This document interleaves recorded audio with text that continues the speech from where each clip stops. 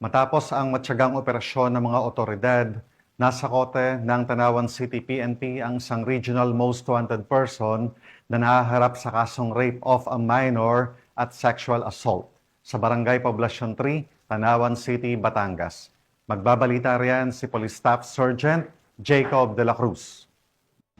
Kumpay ng operasyon ang isinagawa ng Tanawan Component City Police Station kung saan naaresto ang isang regional most wanted person na si alias Romeo sa Barangay Poblacion 3, Tanawan City, Batangas. Ang sospek ay naharap sa kasong qualified rape of a minor kung saan walang piyansang inerekomenda at sexual assault na may inerekomendang piyansa na 200,000 piso. Kasalukuyan nasa kusadiya na ng Tanawan Component City Police Station ang nasabing akusado. Ayon kay Police Colonel Sibalo, walang takas sa Batangas.